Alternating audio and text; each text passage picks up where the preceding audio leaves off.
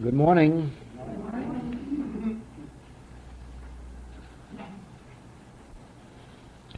We are learning that one touch of the God experience is worth more than many books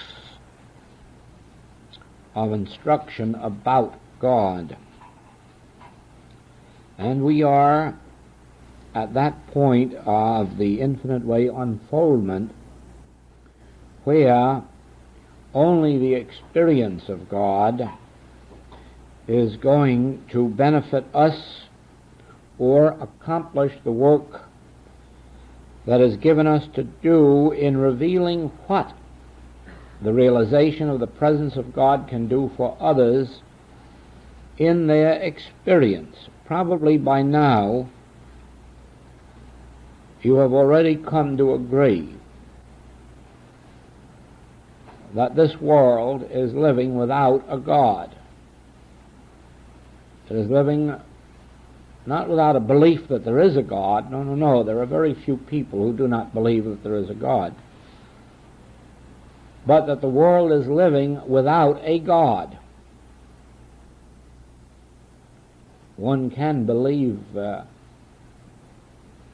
in the ability to reach the moon, but one cannot reach the moon at this particular moment. And even believing in it won't accomplish it.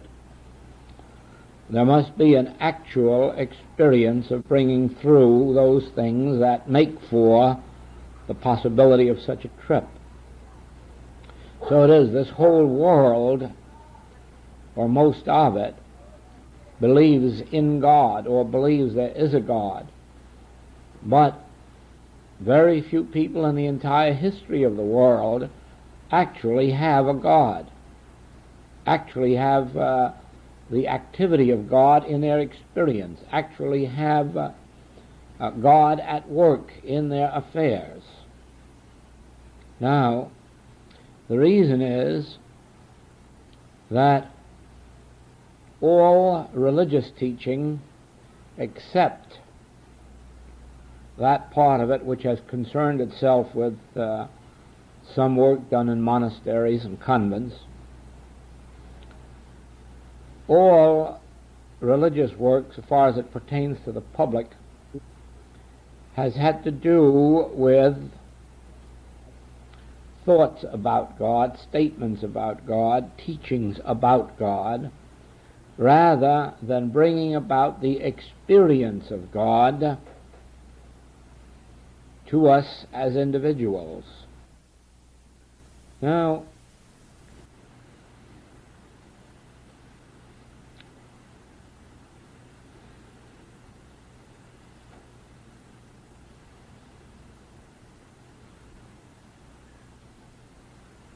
it was the experience in the healing work that showed me conclusively that believing in God, or knowing about God, in fact knowing all the truth there is to be known about God,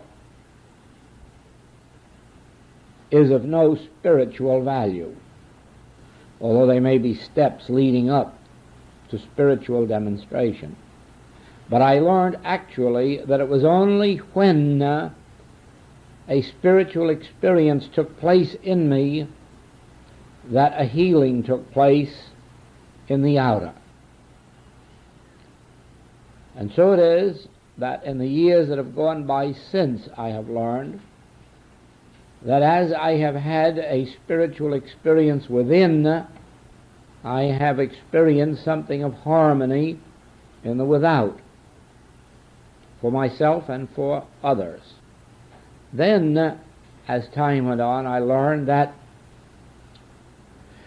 continuing to have those moments of contact, of spiritual experience, that the day came which was a day of transition into the Spirit, and that after that it was a permanent experience. It wasn't one that had to be reestablished from time to time, although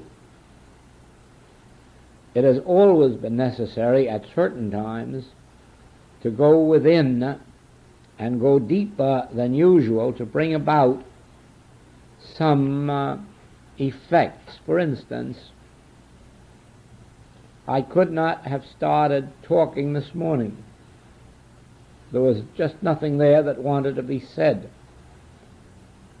And so it became necessary just to go within.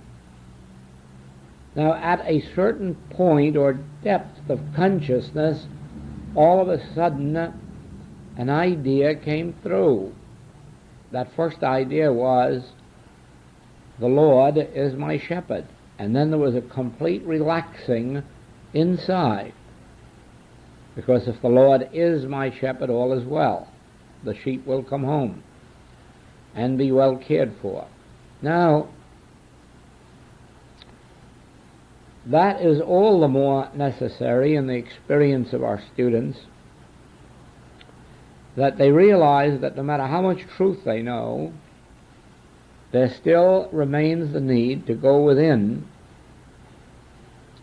and sometimes be very patient for minutes or even hours until that depth is reached which brings to light the needed presence and power realization of God. Now,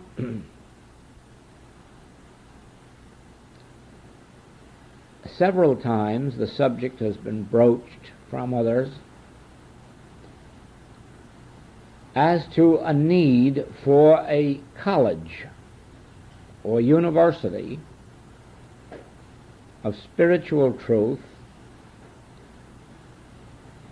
to train practitioners and teachers.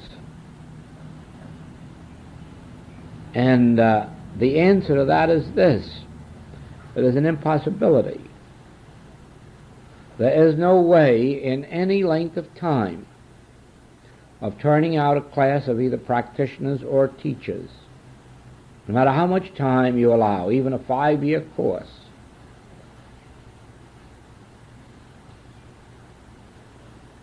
out of any 100 students whom you could teach for a period of 3 to 5 years, it would be very fortunate if you could turn out 2 or 3 practitioners and 1 teacher. And so you see the impossibility of ever having such a college or university. Teaching must always be an individual experience. You can have class instruction, but you may have to have a student for 20 classes before the spiritual depth of them would be plumbed and the spirit begin to flow. On the other hand, out of 100 who would go through 20 classes, you would find very few who even at the end of that time would have been opened enough to really be a practitioner or a teacher. Healing and teaching come only through spiritual consciousness, and that spiritual consciousness must be aroused in one before the work can be undertaken. Now, we are here for one purpose. Having had years and years of study and preparation and some measure of demonstration, we are seeking that experience, that opening of the inner spiritual consciousness that will enable our very presence to be a healing influence and a teaching influence. It isn't necessary to have any diplomas or any licenses. The moment a person's spiritual center has been opened, all those prepared to recognize it do recognize it and seek it. Now, with the background that we have had in study, meditation, practice, and the fact that we have agreed that all of that can only be a preparation for the experience itself, for an actual inner contact, our attention now is not on learning more truth, merely continuing to be aware of the simplicity of truth, remembering the major points of it occasionally, but abiding more in the spirit than in the letter. One student says that if she were to explain what's going on in her thought, people would think that she were back in orthodoxy again. That is the point you come to in this work, that after you have been through much of this knowing of simple truth and deep truth and spiritual truth and all forms and expressions of truth, you come right back to your childhood days and merely say, the Lord is my shepherd, I have nothing more to think about. The Lord is my shepherd, and all the weight drops off, and all of this deep truth isn't necessary anymore. The realization has taken its place, and as the Master brought out, truth is so simple that babes can understand it. Yes, because a babe, an infant, a child, can say, the Lord is my shepherd, with an absolute inner conviction that there is something greater than itself. An adult couldn't do that. An adult always has some mixture of, well, I'm pretty good too, mixed up in it, until they have been through all of these stages of metaphysics and spiritual wisdom, and then arrived at the place where, oh, what you're trying to say is that the Lord is my shepherd. Why didn't you say that in the first place?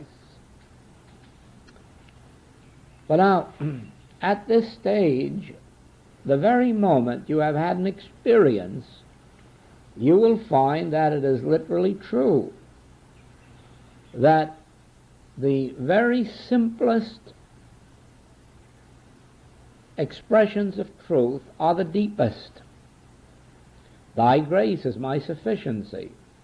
There's nothing more orthodox than that statement, but neither is there anything more spiritually profound than that statement. After you have been through all the stages of the deep metaphysics and come back to, oh yes, now having had the experience, I know that thy grace is my sufficiency. All the rest then is wiped out. It is like a question in a recent letter as to whether the Lord God and the Jehovah God and 3 or 4 other kinds of God all are the same God.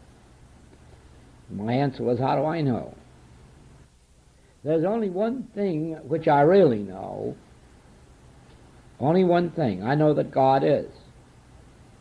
Whether he's Lord God or Jehovah God or Christ God, I don't know, or Buddha God.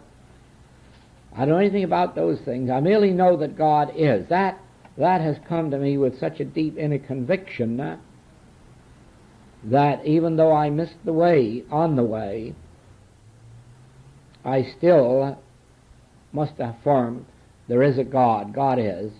And God is at hand, closer than breathing, nearer than hands and feet. That I'm aware of. Any lack of demonstration on my part would never change the fact that I have and always know God is. Now, I don't pretend to know what God is or how God operates. I'm perfectly satisfied for God to have all the different names that all the different religions give to it, as long as in my own heart and soul I will admit that it doesn't make any difference. The only one thing that counts, God is. And God is an omnipotence, God is an omniscience, God is an omnipresence, and because of that, the rest is of no consequence. The same way, do we know that I and the Father are one? I have never met anyone that knows that. Never. Always there seems to be a separate entity or identity called Joel. And as I look out there, I see separate entities called Bill, Mary. And in the face of that, I say, I and the Father are one. And then I know, of course, that it may be true, but I can't say that I know that. And yet, when I am in the depths of that God experience, then I know it. Then I know it, because then I know who I am and where I am and what I am appearing as. And it's a far different thing than that which I see in a mirror. You catch glimpses of that. Well, I had one day out here when I was giving this lawn a very thorough wetting, and I could almost feel the water going through the grass. It was as if I were being fed. It was as if I were receiving that nourishment from that water. The grass and I were one. I couldn't say outright the grass and I are one, but I had the feeling that as that water soaked into the grass, that actually that I was being fed. That water was doing as much for me as for the grass, if we were separate things. And I have heard Don Blanding say that he doesn't like to see a flower cut off from the bush because somehow he feels the cut. I can understand that. I can understand that, because that is a revelation that Walt Whitman had, this oneness. And when you feel yourself to be a blade of grass or a flower, then anything that happens to it happens to you too. And another mystic has brought out that everything that happens to anyone on the street is actually happening to us if we but knew it. Now, those aren't things that can be said or known with the intellect. You can repeat them because Walt Whitman said them, or Don Blanding experienced them, or Joel Goldsmith had it, but that's a far thing from feeling it, realizing it, and living it. The living of it comes with the experience itself. Now, in our meditations, and more particularly in your meditations at home, give more concern to the experiencing of God than to thoughts about God. If necessary, say to yourself, nothing that I could think about God is true. God isn't truth. Rather, my thoughts aren't truth. God is truth. Words aren't truth. My thoughts aren't truth. God is truth. So therefore, let me stop thinking and declaring and experience truth. You see, truth is an experience, but truth isn't something separate and apart, or truth isn't an objectified thing that you can be here and know, because that would be two. And so it is, even though in our sessions here there's more talking than there should be, only because it seems vital to bring these different points to light. In our meditations, there should be longer periods of realizing that this truth that I'm thinking, this truth that I'm knowing, this truth that I'm reading, isn't really the truth. It's only truth when I'm experiencing it within. And then be patient. Even though you meditate a few minutes and stop. Go back and meditate again a few minutes and stop. Go back and meditate again a few minutes and stop, until you do reach that point of experience, because that is what we're really waiting for. You see, just as we all know what the sunshine will do for our gardens, and therefore we build our gardens so as to get them into the sunshine where they can avail themselves of it, on a much greater scale, God can bring peace on earth. The actual demonstration of God can bring harmony and grace on earth. It isn't going to come there through changes of political parties. It isn't going to come there through human organizations, but it can be brought here by the specific and conscious realization of God. Every time we experience it, we are loosing God on earth. And that God goes before us, goes out into this world to do its mighty works. Without someone experiencing it, God is not on earth. In other words, there has to be a Jesus walking up and down the Holy Lands in order to bring the healing presence and power to the Hebrew race. There had to be a Moses before him. There had to be a Moses, or the Hebrews would still have been in their slavery in Egypt. It didn't have to be that particular man. It could have been somebody else with that same realization. There had to be a Mary Baker Eddy to restore spiritual healing to the world. It did not necessarily have to be the Mary Baker Eddy who lived in New England in the 1800s. But if it weren't she, it would have had to be some other she. There had to be a concrete woman on earth in order to restore, or man, to restore spiritual healing to the world, because there was none on earth at that particular time. And so far as we know, there would have been none now, because there hasn't been an original revelation since her day. Everyone has stemmed out from that basis of her original teaching. So far as we know, nobody on earth has been given the grace to restore spiritual healing to the earth in this age except Mary Baker Eddy. The rest have just stemmed out from that beginning, just as all of the Christian teaching stems out from Jesus Christ. Of course, after Jesus Christ, you have a John and you have a Paul, and then later on you have Fox and you have Luther and you have all the rest of these Western mystics.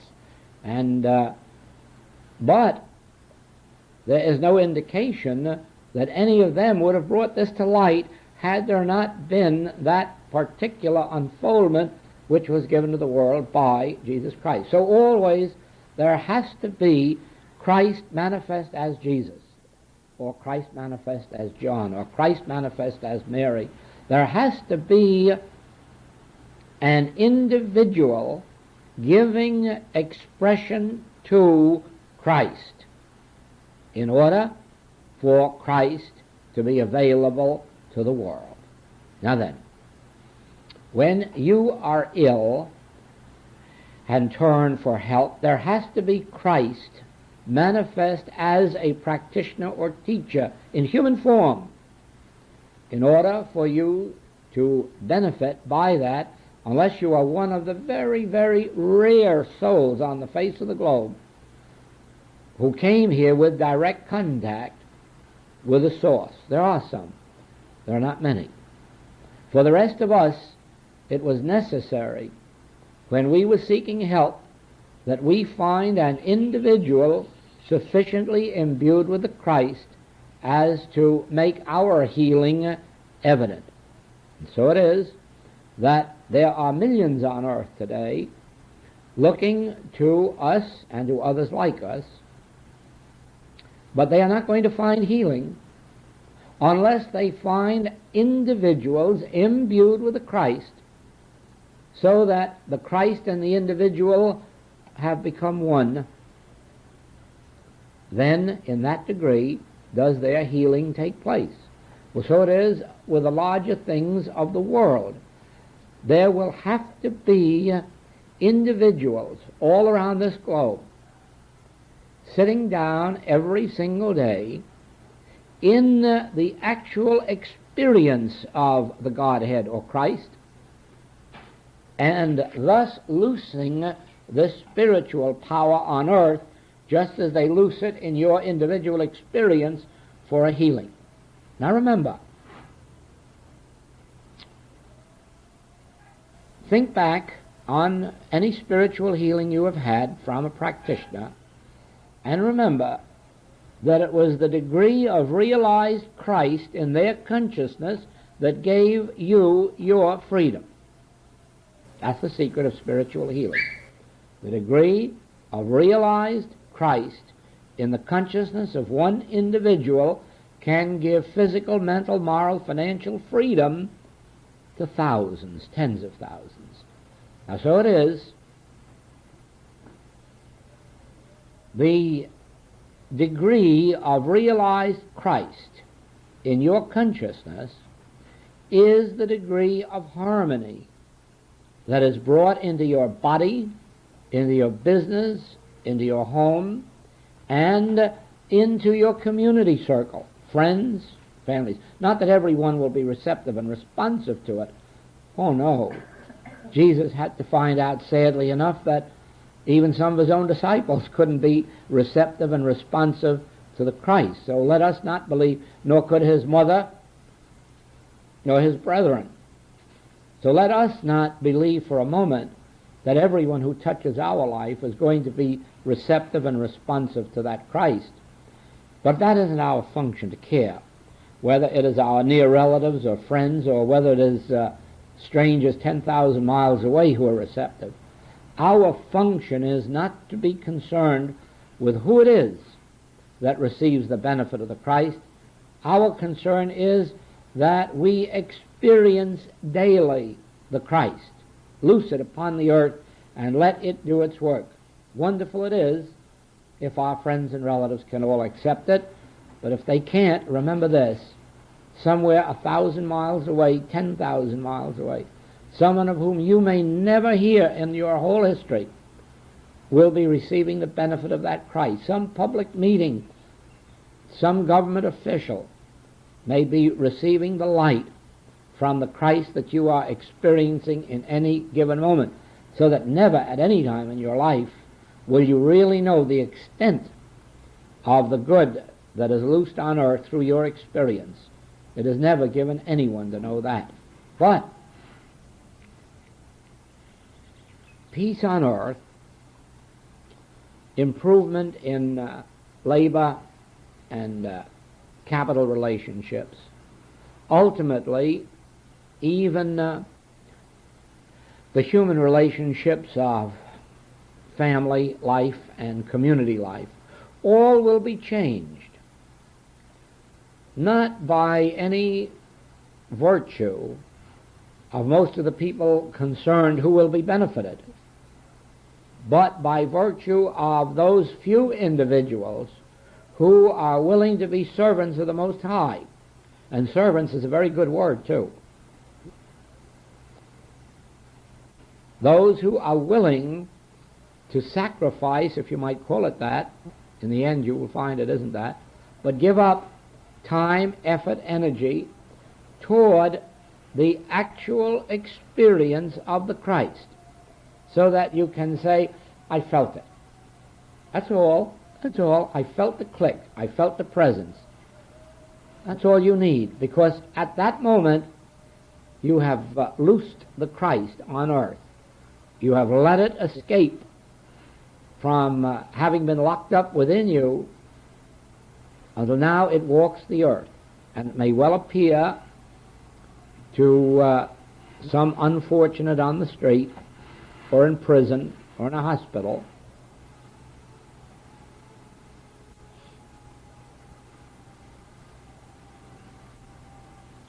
So I'm stressing, this is for all of our students, wherever they may be,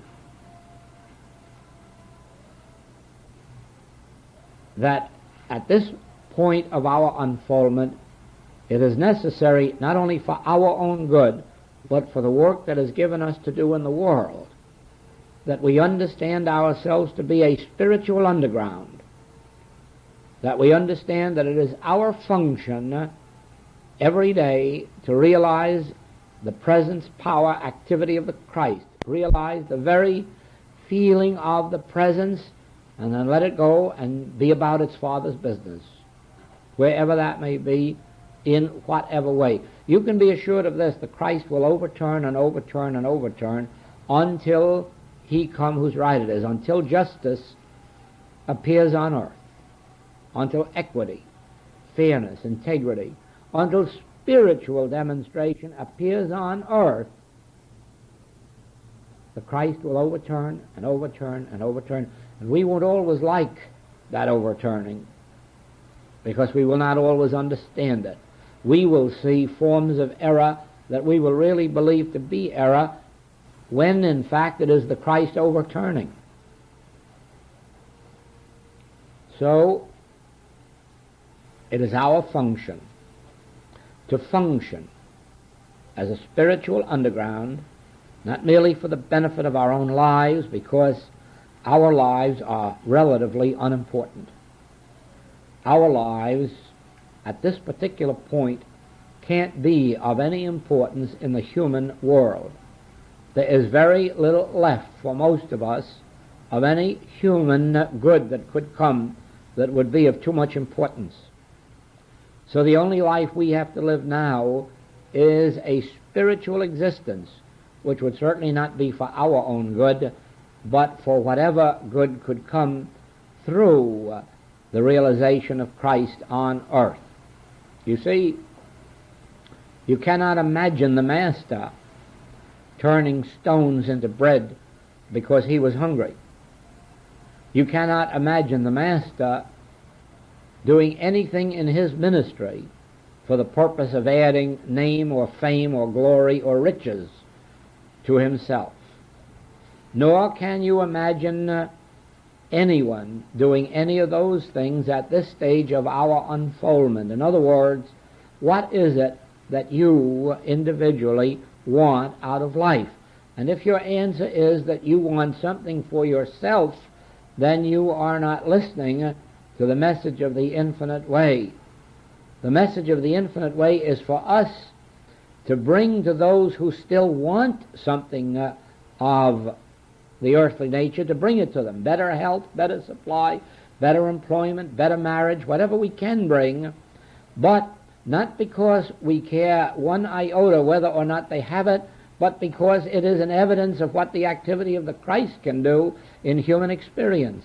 And so it may lead them to the point of experiencing all the human good and then saying, well, I too don't want any more of it. And then they join the ranks of those who say, what difference does it make whether I have the next 10 years or 15 years that are left to me of a human span, this way or that way, when I can devote my inner life at least to the realization of this Christ. This does not in any wise change our outer lives. Our outer lives are still lived as family men or family women. Our outer lives are still lived in the interest of our community. Our outer life does not change. In fact, it becomes intensified.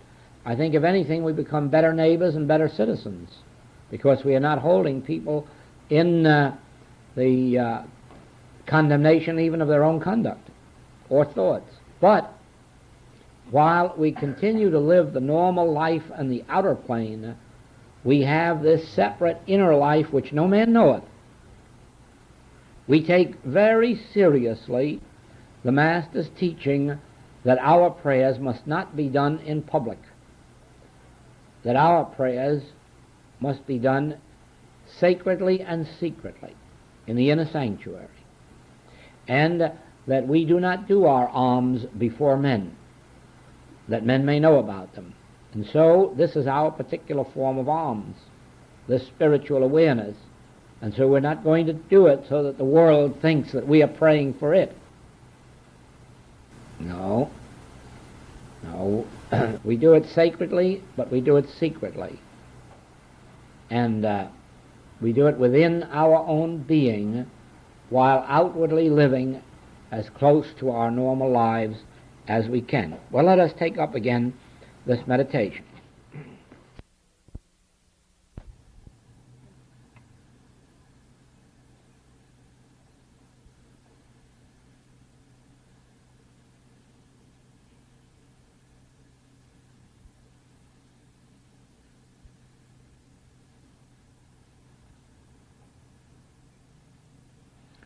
I was just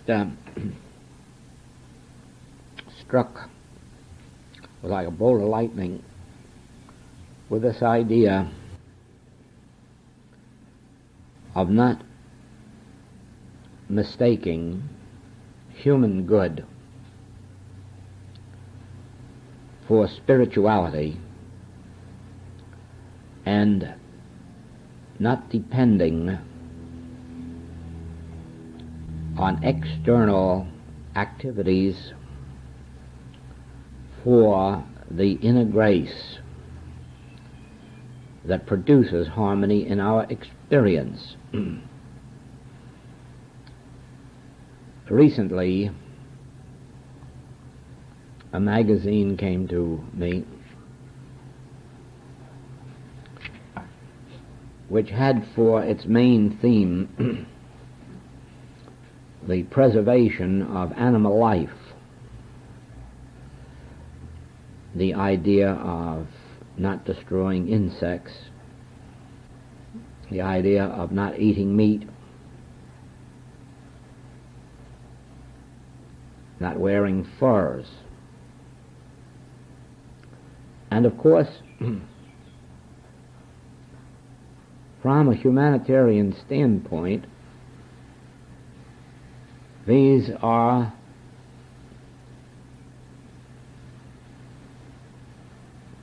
steps that many have to take to come to their spiritual awareness.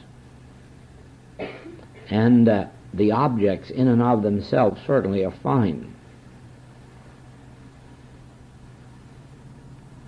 But the point that I make is this, that those who live in the Arctic may have a very difficult time surviving without the wearing of furs. But on the other hand, those in southern climates who don't wear furs haven't, by that means, enriched their spiritual development. In the same way, human thought at the present time requires meats in certain climates, more of it in some than in others, but it is a very simple matter to eliminate meat in the very hot climates without thereby adding any spiritual virtue to oneself. In other words, the mere fact that there may be very little meat or fish consumed in India or China does not necessarily mean that they have spiritually developed themselves. Now, the object of all this is good and is right. The day will ultimately come when all of us will find it unnecessary to live even humanly, even physically, by the flesh of animals. And we undoubtedly will find a substitute for leather shoes and even for furs. That will all come.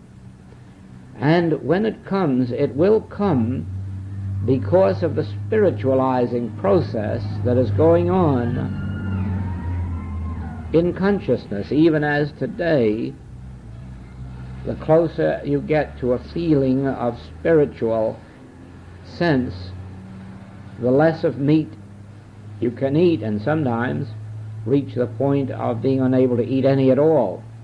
So that this outer improvement is a direct result of an inner spiritual grace. But the point that I would like you to see is that the giving up of the meat or the furs or the leather is not the development of the inner spiritual grace. But the development of the inner spiritual grace would bring about the giving up of these other on the outer plane. Now, the reason that this strikes me so forcibly this morning is this, that at every stage of our unfoldment we are apt to reach the temptation receive the temptation to believe that something we do or think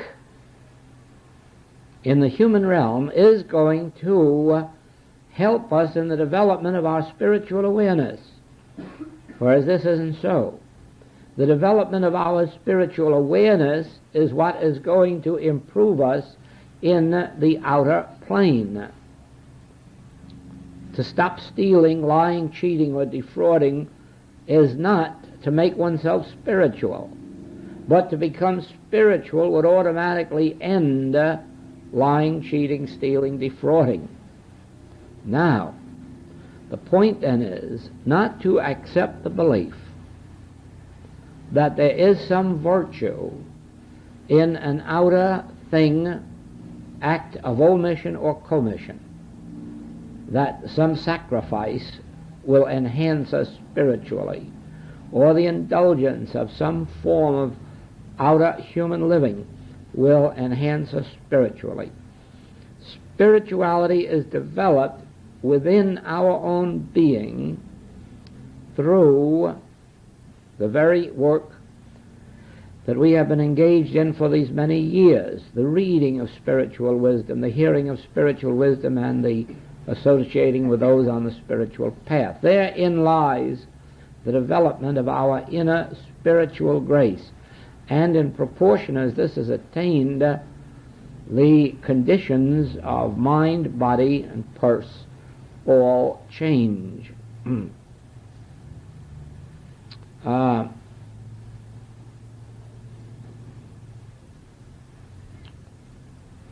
There again, you remember the other day, where the Spirit of the Lord is, there is liberty. There is our goal, the attaining of the consciousness of the Spirit of the Lord, the attaining of the realization of God's presence.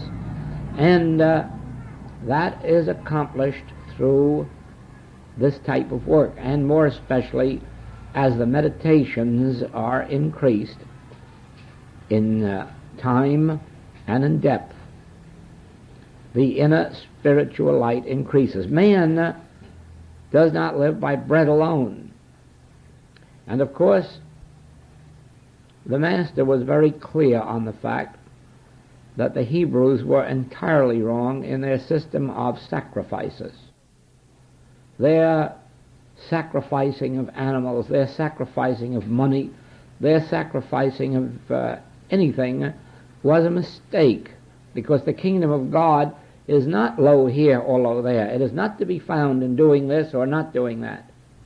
The kingdom of God is found by inner realization, not by an outer act of either omission or commission, but by an inner realization.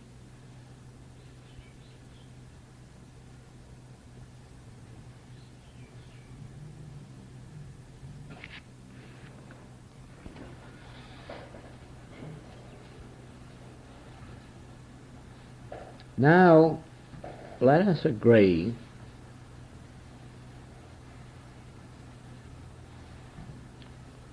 that there isn't a single thing in all of this world that can't be changed, adjusted,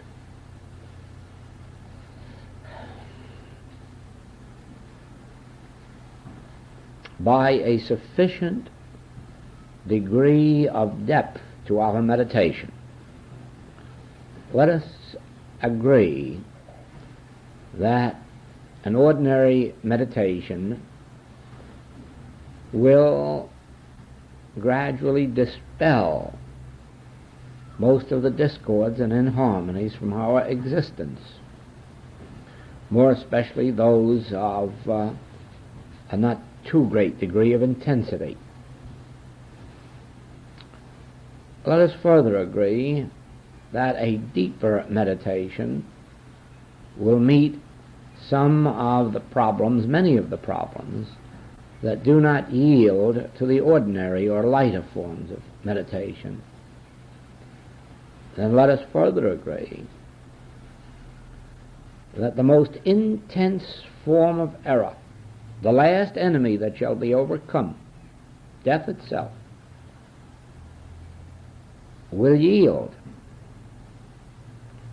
to a degree of Christ realization which is deep, powerful, then you can see that you become master of your own fate.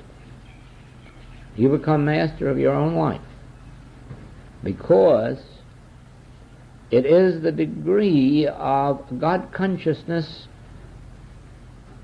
to which you attain that determines the degree of harmony in your outer experience. And so then it is you who determine whether or not there will be an hour here and there, or 2 or 3 hours, when the phone is cut off, when the front door is locked, when nobody is home to the external world, and when in which you are determined that I will contact this inner presence and power. I will get sufficiently still inside that it can take over and breathe through my lungs, live through my body, live my life's experience until I can say with Paul, I live, yet not I, Christ liveth my life. Now, Christ is the Spirit of God in man. And as the Master has told us, it is within you. But it is deep within you. The Master said the way is straight and narrow. Few there be that enter. Because these hundreds of generations of human experience have so far separated us from this inner contact that we cannot go back now easily and make the contact. And so it is that it takes patience on our part, endurance on our part, a determination, after that we have known that Christ is the answer to our problem, that we will stand by faithfully in our meditation until Christ, the activity of God in human consciousness, is touched. Now,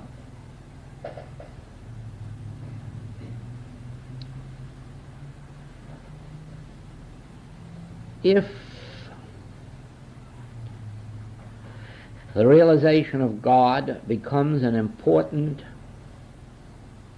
way of life to us,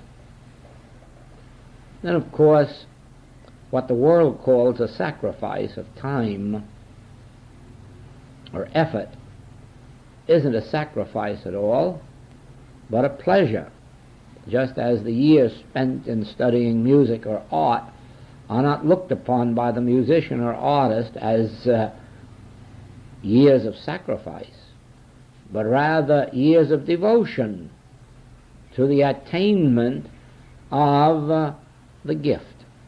So with us, the gift we are seeking is the actual experience of Christ, the actual living in God. We live and move and have our being in God, do we? Certainly not. As human beings, we do live and move and have our being in God after that we have attained it, after that we have touched it. And so it is the years necessary to the study, the practice, the meditation, are not years of sacrifice, but years of devotion to that which is our goal in life. This would not apply to the student who has turned to truth merely for the solution of human problems. And that is why we do not speak this language to the student at that point when they are merely seeking a solution to their human problems. We speak rather on their level of consciousness, in the same way that the Master healed the sick, raised the dead, preached the gospel, gave them the Sermon on the Mount as a way of life, gave them the Golden Rule as a way of life. But To the disciples, he went further. He showed them the healing principle. He took them to the Mount of Transfiguration to show them the hidden mysteries of the spiritual universe. And he expected of them that they had left their nets, that they had left their human desires for human fulfillment, that they had left the goal of just money-making for money-making's sake, or fame for fame's sake, and that their whole heart and soul and mind was centered in the hidden mysteries. Now, you perhaps read in yesterday's newspaper here of this man who was visiting in Hawaii and who was interviewed, who was present at the opening of the manuscripts that were found in the Dead Sea. And as a matter of fact, those manuscripts are going to change the whole of the religious life of the world. Every church, Christian church, will have to change its teachings as a result of those manuscripts, because here are these manuscripts already authenticated by universities, by scholars, and revealing that much that the church is teaching isn't true, and showing where the mysteries of Christianity came from, and what their intent was, and what the mode of life was that came forth through these mysteries. Well, the Master knew from his previous experience that the attainment of the hidden mysteries, of the inner wisdoms, would make an individual forever free of dependence or reliance on external forms. That is how these Christian teachings came into being. Those who revealed them saw that it was no longer necessary to have a church, that a church was an individual's contact with the Master, and that it was something that took place inside one's own being, not inside of an edifice. And so these people formed a group outside of the church, and that is where the Christian life was lived. This movement outside was in the nature of a brotherhood, but one that was more or less loosely drawn and was entirely dependent on one's spiritual respect for one another. If you were an aspirant, a beginner, you bowed before the higher student who was perhaps in the second degree. And if you're in the second degree, you submitted yourself to those who were in the third degree. You automatically recognized their state of consciousness as superior to your own, and you bowed before it, not by rules, but by the fact of your knowing. And so it was all the way up to the Master itself, and the Master ruled supreme, because everyone realized that the Master had attained a degree of Christhood not yet attained by the others. And so their allegiance, their loyalty, their obedience was based not on a rule, not on a regulation, but on a recognized state of consciousness. So it will be with everyone who attains the realization of this Christ of their own being, who touches it or is touched by it. Instantly they will be freed of a dependence on person, on thing, on circumstance and condition, and all life will be a cooperation. and yet an acknowledgement to those who are a step beyond where we may be at any given moment. Now, there is no limit to the depth of Christhood, and therefore there is no limit to your attainment. Any limitation would, of course, be our own limitation, that which we place on ourselves. Even as we advance in this work, if we permit ourselves to be taken from our meditations and contemplations by the busyness of our practice or student body or organizational activities, we will cheat ourselves.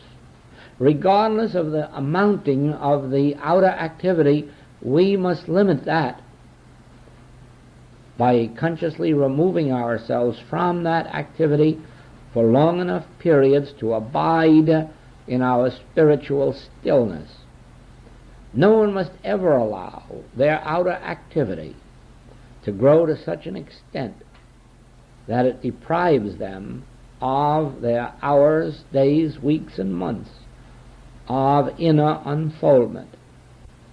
It is a very simple thing, after one has touched the center, to find their outer activity so great that the matter of gaining a fortune or fame is almost as simple as a twist of the wrist. But it is an indulgence in material prosperity, and it would soon take from us the spiritual gift which is worth far more than that which we would give up by not permitting the outer world, not even the outer spiritual world, to deprive us.